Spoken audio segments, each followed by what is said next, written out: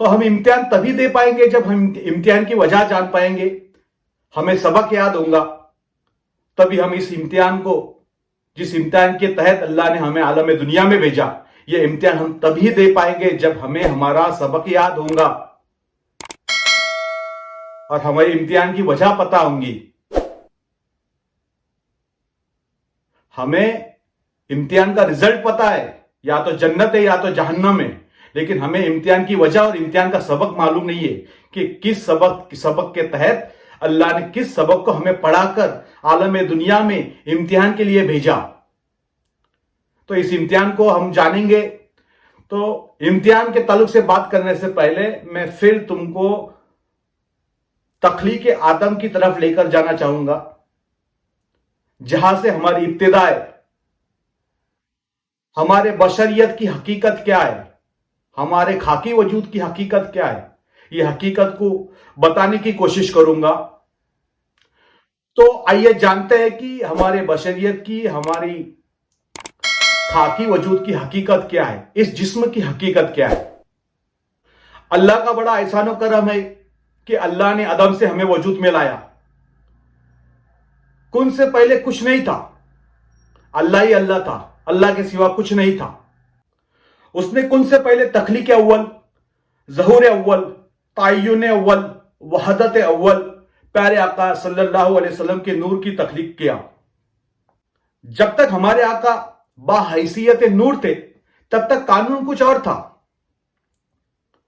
جب تک شکل صورت نہیں تھی، جب تک انسان اور انسانیت وجود میں نہیں تھا، بشر اور بشریت کا وجود نہیں تھا، قانون کچھ اور تھا۔ جب شکل بنی، صورت بنی، روپ بنا تو قانون بدل گیا۔ اللہ کے قریب فرشتے بھی تھے جو نوری مخلوق کہلاتے ہیں۔ اللہ کے قریب شیطان اور جن بھی تھے جو ناری مخلوق کہلاتے ہیں۔ آدم اور آدمیت سے پہلے، بشر اور بشریت سے پہلے نوری اور ناری دونوں مخلوقیں تھی۔ ناری مخلوق بھی تھی، نوری مخلوق بھی تھی۔ شیطان 600 کروڑ سال تک اللہ کی عبادت کیا اور 600 کروڑ سال وہ معلم الملائکہ بنا رہا، فرشتوں کا استاد، فرشتوں کو پڑھایا کرتا تھا۔ لیکن اللہ نے اپنا نائب، اپنا خلیفہ نہ ناری کو بنایا نہ نوری کو بنایا۔ اللہ نے اگر خلیفہ کسی کو بنایا، خلیفۃ اللہ کا منصب اگر کسی کو دیا تو خاکی وجود کو دیا۔ اب سوال بنا کہ اللہ کا خلیفہ کیسا ہونا چاہیے؟ تو اللہ فرماتا ہے کہ میرا خلیفہ، میرا نائب، میری صفاتوں کا، میری اسماؤں کا مظہر ہوں گا۔ ناری اور نوری دونوں مخلوق میں اللہ کی اسماؤں کی سمانے کی صلاحیت نہیں تھی، اللہ کے صفاتوں کو سمانے کی صلاحیت نہیں تھی۔ تو اللہ نے ارادہ کیا کہ وہ ایسی مخلوق خلق کرے گا جو اس کے اسماء و صفاتوں کا مظہر بن سکے۔ جو مجھ میں ہے میں اسے عطا کروں۔ فرشتے اور جن و شیطان اللہ سے فرمانے لگے کہ ہم تیرے اتنے قریب ہیں، تیرے فرما بردار ہے، تیرے حکم کی فرما برداری کرتے ہیں، تو ہمیں کیوں نہیں خلیفہ بناتا؟ تو اللہ نے ان سے سوال کیا، اچھا تو تم مجھے کہاں تک جانتے ہو یہ بتاؤ، تم مجھے کہاں تک پہچانتے ہو یہ بتاؤ۔ تو کسی نے کہا اللہ تو سمیع ہے، اس سے زیادہ ہم کچھ نہیں جانتے۔ کسی نے کہا تو بصیر ہے، اس سے زیادہ ہم کچھ نہیں جانتے۔ تو جس پر جو تجلی ہو رہی تھی وہ اتنا ہی بتا پایا۔ تو پھر اللہ نے آدم علیہ السلام کی روح کو حاضر کیا اور پھر آدم علیہ السلام سے سوال کیا۔ تو آدم علیہ السلام نے قیامت کی صبح تک تمام چیزوں کا اظہار کر دیا۔ تو فرشتے بولے کہ اللہ تیری قدرت، تیری مشیت تو ہی بہتر جانتا ہے، اور انہوں نے سرنڈر کر دیا۔ اب یہاں پر آدم علیہ السلام کی شکل و صورت کو بنانے کی حکمت کو سمجھیے۔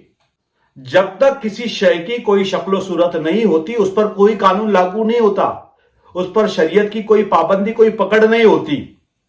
اس بات کو ایک مثال دے کر سمجھاتا ہوں۔ ہمارے پاس انک ہے جس کو ہم سیاہی کہتے ہیں، جو پین میں ہوتی ہے سیاہی۔ تو انک ہے یا انک کی بوٹل ہے ہمارے پاس میں، اور ایک کورا کاغذ ہے۔ اب ہم اس انک کی بوٹل کو، وہ سیاہی کو بے وضو ہاتھ لگا سکتے، ناپاکی کی حالت میں بھی ہم اس انک کی سیاہی کو ہاتھ لگا سکتے، اس کورے کاغذ کو ہم چھو سکتے۔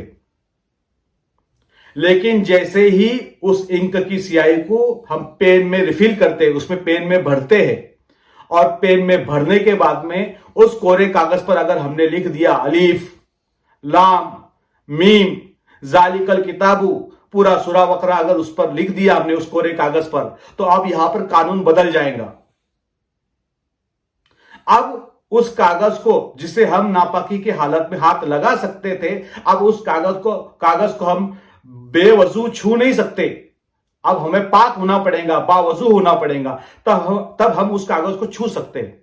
उस स्याही को, जिस स्याही को हम बेवजू हाथ लगा सकते थे, अब वो स्याही ने शक्ल ले ली है, शक्ल इख्तियार कर ली है कागज के जरिए, कागज के ऊपर, तो अब हम उसको बेवजू छू नहीं सकते, नापाकी की हालत में उसको हम हाथ नहीं लगा सकते।